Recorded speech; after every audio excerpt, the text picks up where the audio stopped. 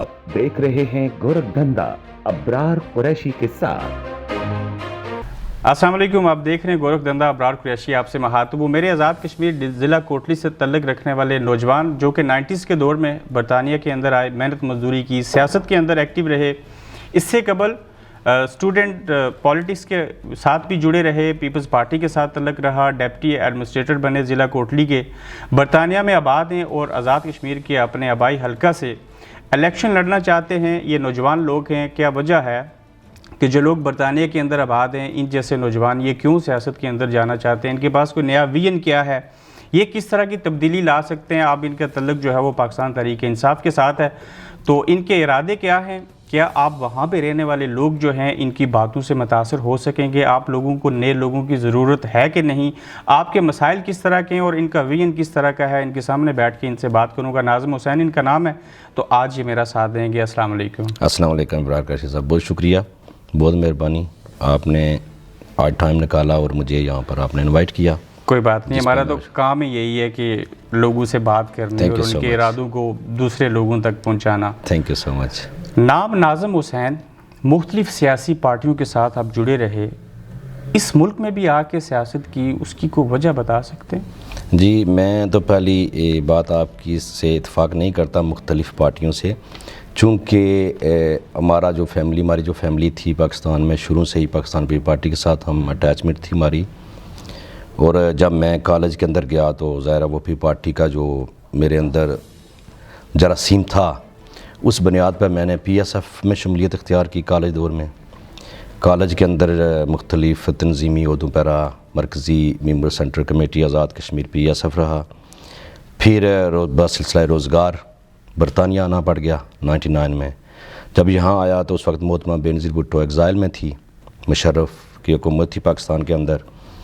तो फिर 99 से लेकर यहाँ पर पीपल यूथ के लिए काम किया, पाकिस्तान पीपल्स पार्टी के लिए उसकी ज़ैली तंजीम थी, तो यूथ को हमने मनज़म किया। उस वक्त मोहतरमा बेनज़ीर भुट्टो को ज़रूरत थी बाली जमहूरियत के वाले से, यहाँ से वो स्ट्रगल कर रही थी। उसका कोई असर हुआ उस दौर में?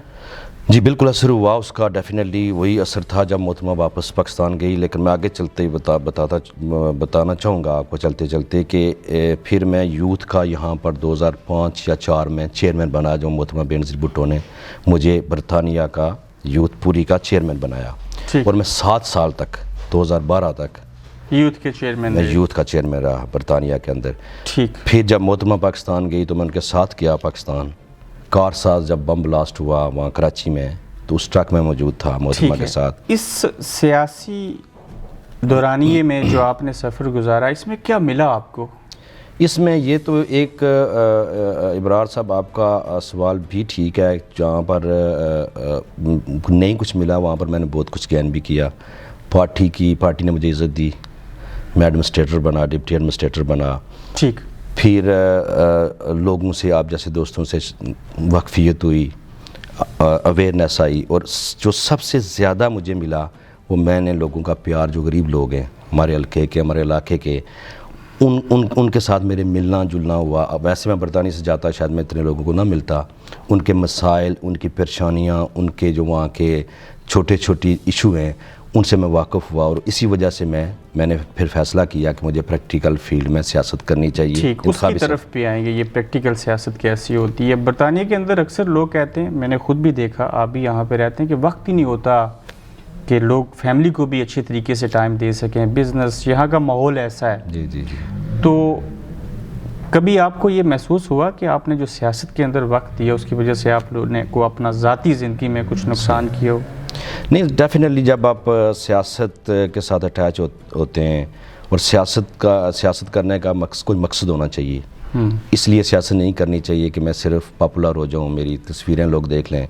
सियासत का एक मकसद होना चाहिए, एक मिशन होना चाहिए, जिसके लिए आपको सियासत करनी चाहिए। सियासत किसी नज़रिए पे होती है, कोई ख्वाहिश है, ये कुछ शौक़ होता है? नहीं, मैं तो कहता हूँ कि स्टार्ट में तो हर इंसान जो है ना वो शौक़ से ही सियासत में आता है, लेकिन जैसे ही वो लोगों से मिलता है, लोगों के मसाइल देखता है, फिर उसके दिमाग में कुछ ऐसे मिशन, कुछ ऐसे टारगेट आ जाते हैं कि मुझे इन लोगों के लिए कुछ करना चाहिए। अपने लिए तो हर बंदा ज़िंदगी गुजारता है। मैंने बच्चों का टाइम भी सेक्रीफाई किया, फैमिली का टाइम भी, बिज़नेस को इतना अच्छा टाइम नहीं दे सका मैं, लेकिन मुझे अल्हम्दुलिल्लाह आज ये कहते हुए फ़ख्र भी है कि मैंने सियासत के अंदर एक ایک باکردار طریقے سے کرپشن سے پاک قسم کی سیاست میں نے کی ہے.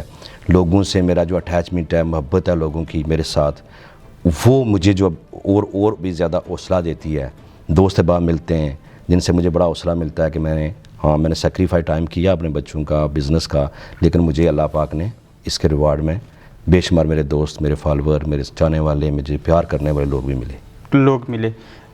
کوٹلی میں نیا حلقہ کیا بنا کہ بے شمار میں نے لوگ دیکھے جنہوں نے اس خواہش کا اظہار کیا, جیسے آپ بھی ارادہ رکھتے ہیں کہ آپ وہاں سے انتخابی سیاست میں آئیں گے, اس سے پہلے ایسے کیوں نہیں ہوا؟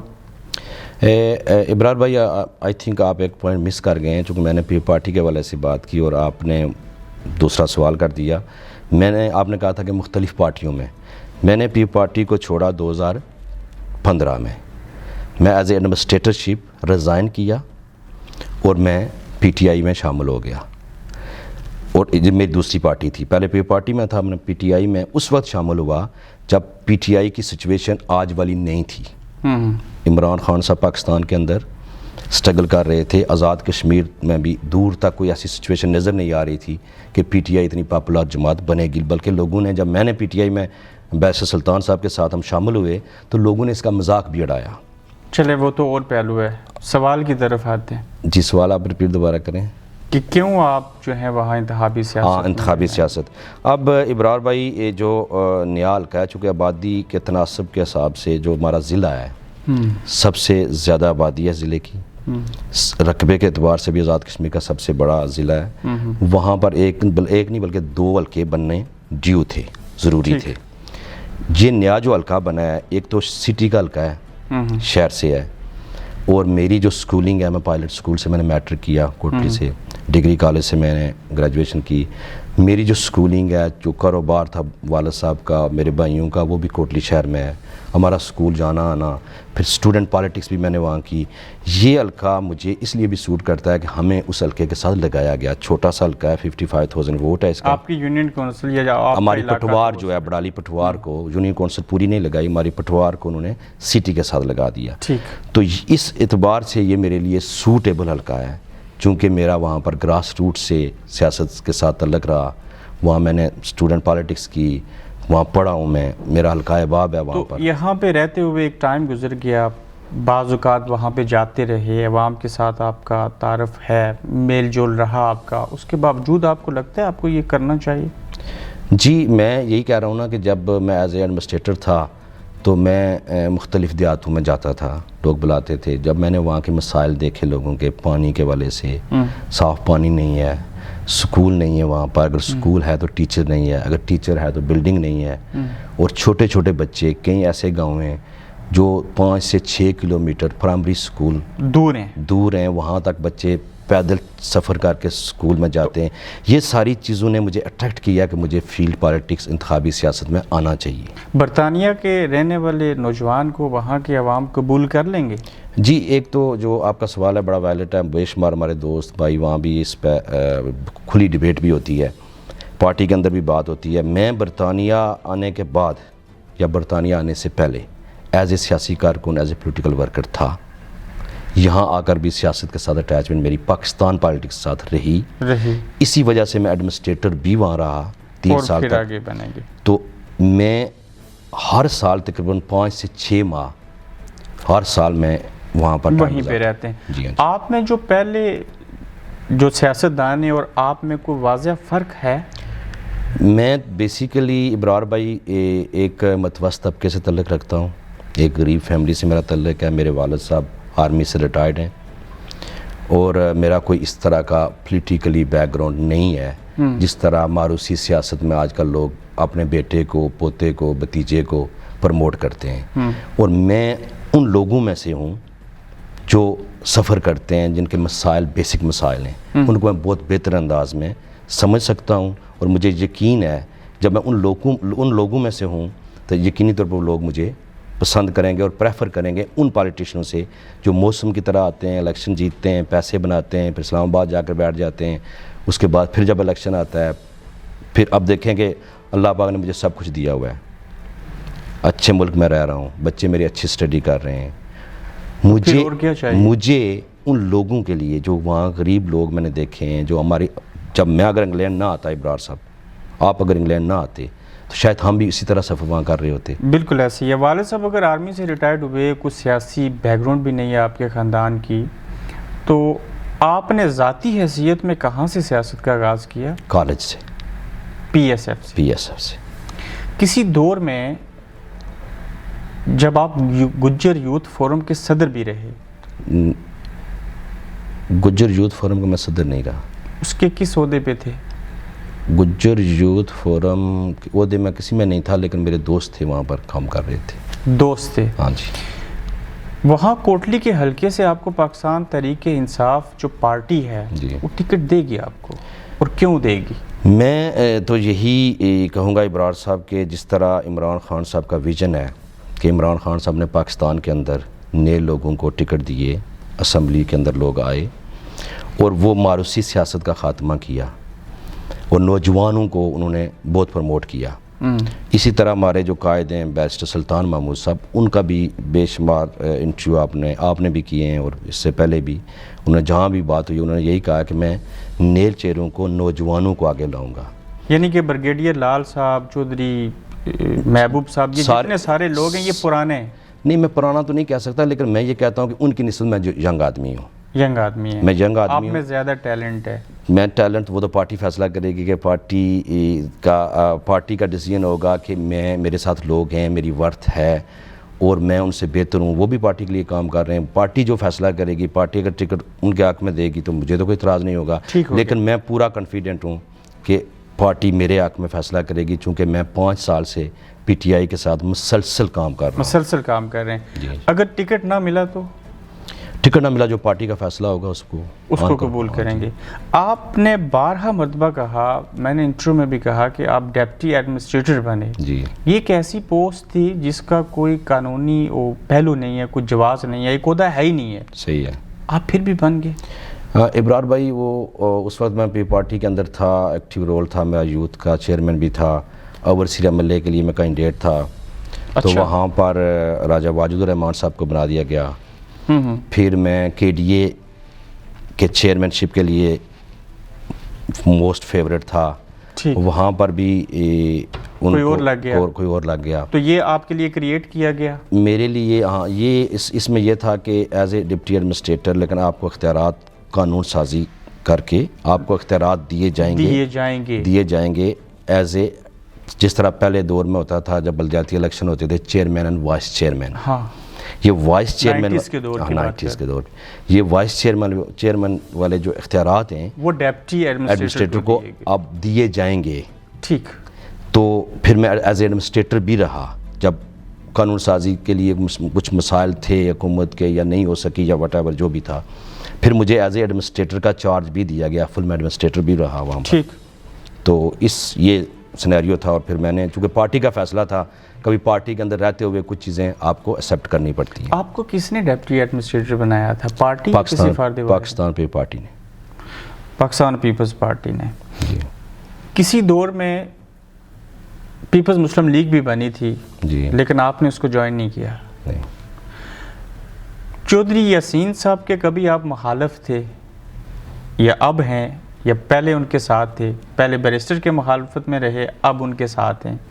یہ ایسے کیوں ہوتا ہے؟ نہیں ابرار بھائی، نہ تو میں بیرسٹر صاحب کے مخالف تھا، نہ جو یاسین صاحب کے مخالف ہوں. ان کی اگینسٹ پالیٹکس تو ہوتی رہی. نہ میں مخالف ہوں.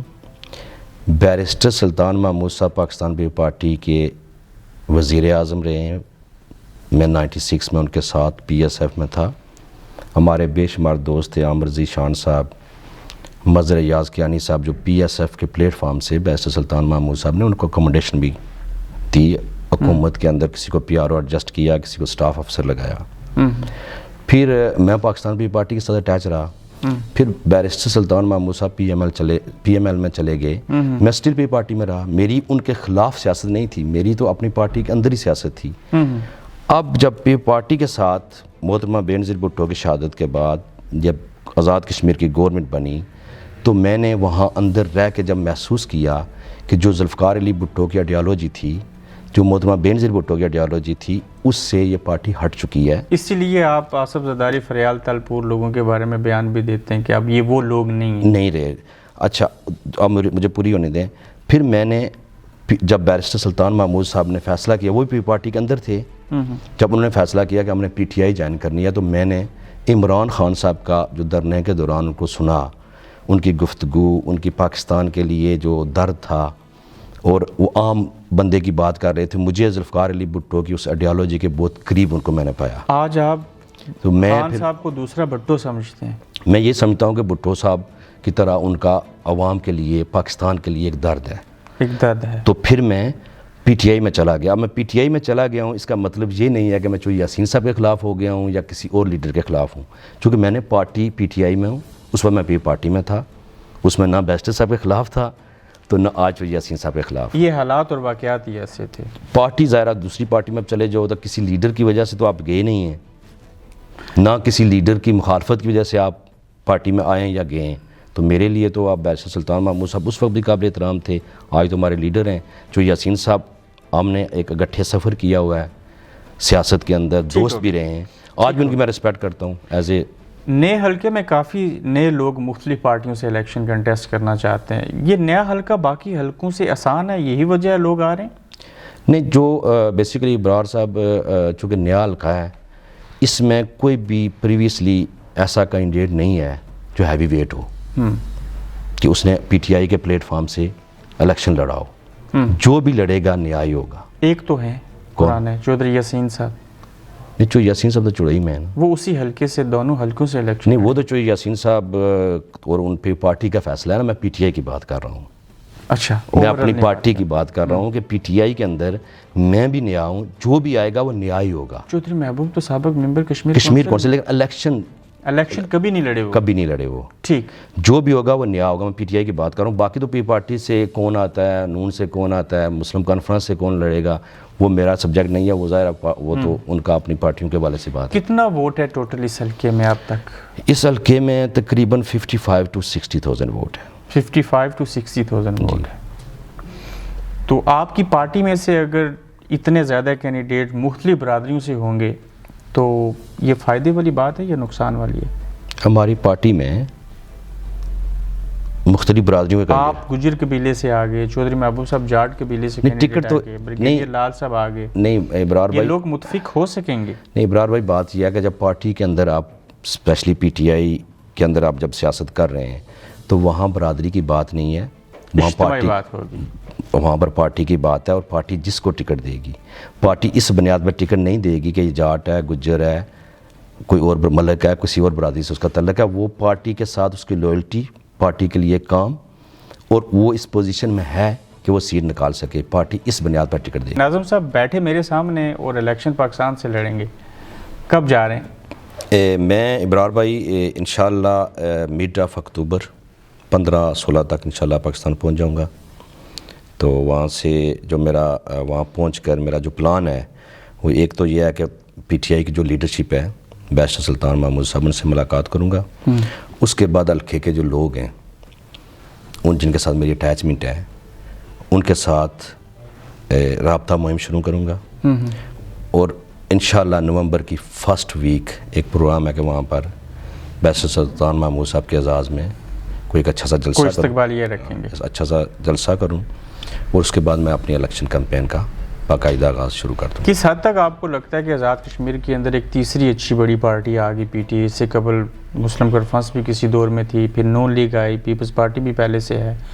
تو یہ کس طرح کی صورتحال بنے گی آزاد کشمیر کی الیکشن میں؟ ہوا کا رخ لوگ دیکھیں گے؟ دیکھیں ابرار بھائی، جو آزاد کشمیر کی پالیٹکس ہے اس کو اگر آپ پیچھے 15 سال 10 سال سے واچ کریں تو جس کی بھی پاکستان کے اندر گورنمنٹ ہوئی تو اس نے آزاد کشمیر میں گورنمنٹ بنائی ہے. اس کا مطلب آزاد کشمیر کا کوئی نظریہ نہیں ہے. سنیں نا میری بات. ایک تو بات یہ ہوتی ہے کہ جو لوگ ہیں وہ بھی دیکھتے ہیں کہ وہاں پر گورنمنٹ ہے ان کی، اور ہوا کا رخ بھی ہوتا ہے.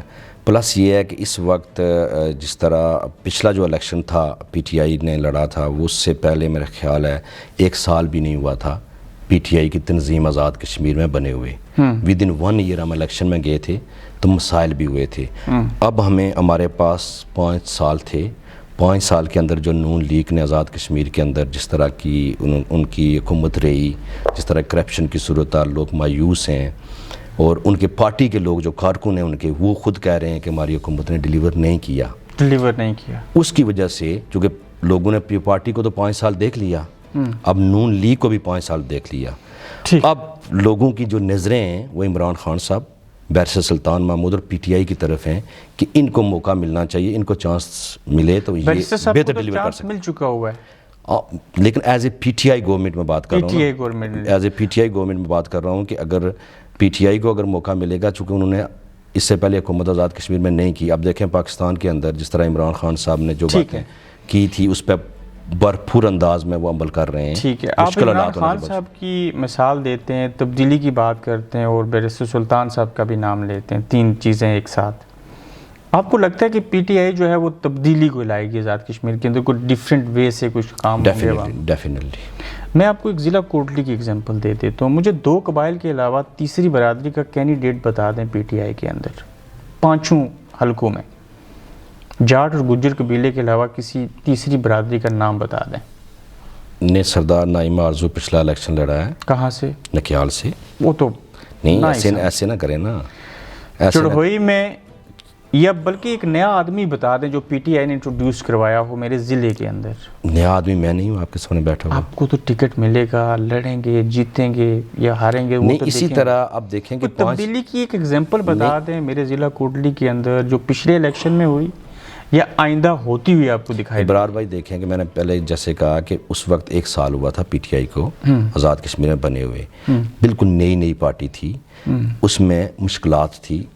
اب 5 سال ہیں ہمارے پاس, اس میں بے شمار لوگ پریپیئرڈ ہو گئے ہیں. بے شمار لوگ جو بھی ہماری پارٹی میں آتا ہے کسی بھی قبیلے سے, میں جیسے سردار نائمہ آرزو کی بات کی, پچھلا الیکشن جو تھا وہ پی ٹی آئی کے ٹکٹ پر الیکشن لڑے ہیں.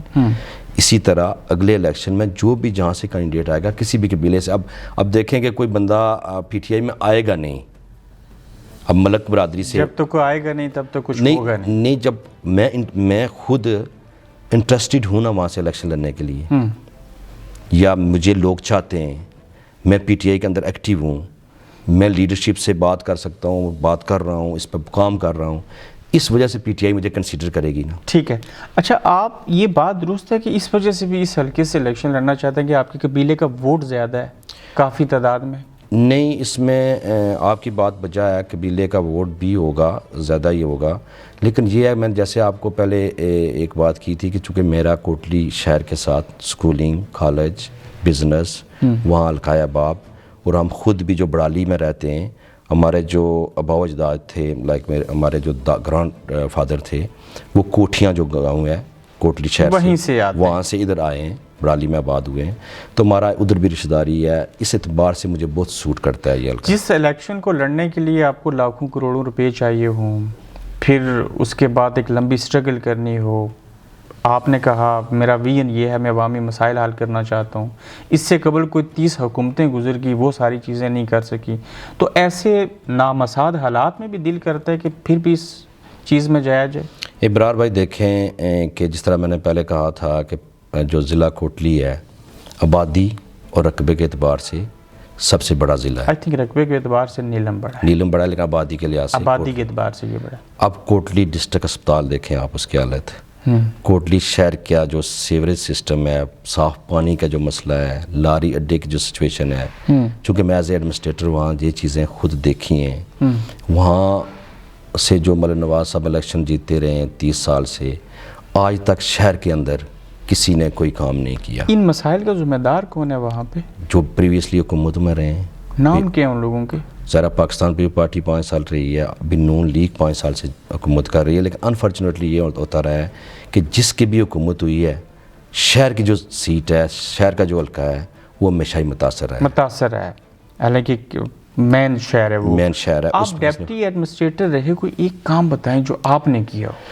ایز اے ایڈمنسٹریٹر بھائی جان میں یہ کہہ سکتا ہوں ابرار بھائی کہ میں نے مختلف گاؤں کے اندر مختلف جگہوں میں جو بھی بندہ میرے پاس آیا, واٹر سپلائی, ہینڈ پمپ, جو بھی چھوٹے موٹے مسائل تھے لوگوں کے، جو بھی میرے پاس آیا، میں نے کوشش کی کہ اس کو میرٹ کی بنیاد پہ اس کو ایڈجسٹ کیا جائے، ایڈجسٹ کیا جائے. اور میں نے کیا. میں ایسے ایسے گاؤں میں آپ کو بتا سکتا ہوں کہ ایسی ایسی جگہوں میں گیا ہوں جہاں پانی ہماری بیٹیاں، ہماری بہنیں، ہماری مائیں بہت دور دور سے اٹھا کر لاتی تھی. میں نے وہاں پر ہینڈ پمپ، واٹر سپلائی دی، اور وہ لوگ ڈیزرونگ تھے. میں نے ان پہ احسان نہیں کیا، چونکہ اگر میں ایڈمنسٹریٹر نہ بھی ہوتا تو کوئی اور شاید کر دیتا، لیکن میں نے جب دیکھا، میں نے واچ کیا کہ ان لوگوں کے مسائل ہیں، میں نے کوشش کی ان کو حل کرنے. اتنے مسائل حل ہو رہے تھے تو چھوڑا کیوں پھر اس عہدے کو؟ نہیں، وہی میں بات بتا رہا ہوں نا کہ جب مسائل آپ حل کرنے کی طرف جائیں نا، لوگوں کے کام کریں، لوگوں کے ساتھ آپ رابطے میں رہیں، تو پھر پارٹی کے اندر کچھ لوگ ایسے بھی ہوتے ہیں جن کو آپ کو چبھنے شروع ہو جاتے ہیں. آپ بطور ایڈمنسٹریٹر اچھا کام کر رہے تھے، لوگوں کے کام آ رہے تھے، تو یہ بعض باتیں، بعض کام بعض لوگوں کو اچھے نہیں لگے. وہ کون لوگ ہیں اتنے پارٹی کے اندر کچھ لوگ ہوتے ہیں اس وقت کی پیپلز پارٹی کی بات کر رہے ہیں. وہی میں کہہ رہا ہوں نا، اسی والے سے بات کر رہا ہوں. چونکہ پارٹی کے اندر جو لوگ ہوتے ہیں وہ سوچتے ہیں کہ شاید یہ ہمارے لیے کوئی تھریٹ تو نہیں بن رہا کل ان دا فیوچر، کہیں پہ ہمیں کسی مسئلے میں نہ ڈال دے، کہیں پہ یہ الیکشن لڑنے کی تیاری تو نہیں کر رہا. اس طرح کے مسائل جب پیدا ہوئے تو میں نے بہتر یہی سمجھا کہ میں ریزائن کر. یہ کوئی بعض لوگ ہیں یا کوئی ایک فرد ہے؟ نہیں، یہ تقریباً بعض لوگ آپ کہہ سکتے ہیں. اپوزیشن لیڈر کی بات تو نہیں کر رہے کہ ان کو ناگوار گزرا تھا، چونکہ آپ کی چپکلش تو انہی کے ساتھ ہی ہوئی تھی، انہی کی وجہ سے تو آپ فارغ بھی ہوئے تھے. ڈپٹی اپوزیشن لیڈر تو نہیں، اپوزیشن لیڈر ہیں وہ. Sorry, opposition leader. نہیں، جو یاسین صاحب کے ساتھ میری چپکلش تو نہیں ہوئی تھی اس وقت، ایسی کوئی بات نہیں ہے. لیکن اس طرح کے مسائل جب میں نے دیکھے ٹھیک ہو گیا تو میں نے بہتر سمجھا کہ میں ریزائن کر دوں. یہاں سے جائیں گے؟ جی ضرور. وسائل الیکشن لڑنے کے لیے ہیں، کوشش کریں گے انشاءاللہ. کامیابی ہوتی ہوئی دکھائی دے رہی ہے؟ بالکل. میں اللہ پہ بہت بھروسہ ہے ابرار بھائی، اور میرا یقین یہ ہے کہ عزت اور ذلت اللہ پاک کے ہاتھ میں ہے. انسان کی نیت ٹھیک ہونی چاہیے، اللہ پہ بھروسہ ہونا چاہیے، تو سب کچھ ممکن ہے، اور سب چیزیں ممکن ہیں. اپنے حلقے کے دیکھنے والوں کو کیا پیغام دیں گے؟ اگر عمران خان صاحب 22 سال تک سٹرگل کرنے کے بعد وزیر اعظم بن سکتے ہیں تو یقینی طور پر اگر میری نیت ٹھیک ہے، اللہ پہ بھروسہ ہے اور لوگوں کا ساتھ میرے ساتھ ہے، تو میں یقینی طور پر جیتوں گا بھی، اور لوگ مجھے سپورٹ بھی کریں گے. اپنے دیکھنے والوں کو کیا کہیں گے؟ اپنے دیکھنے والوں کو یہی کہوں گا کہ آپ ایک چیز پہ نظر رکھیں، سیاستدان اور لیڈر میں فرق محسوس کریں. جو سیاستدان ہوتا ہے وہ اگلے الیکشن کے لیے سوچتا ہے، وہ اپنی کوٹھیاں بنانے کے لیے سوچتا ہے، وہ اپنے فرنٹ مین تلاش کرتا ہے.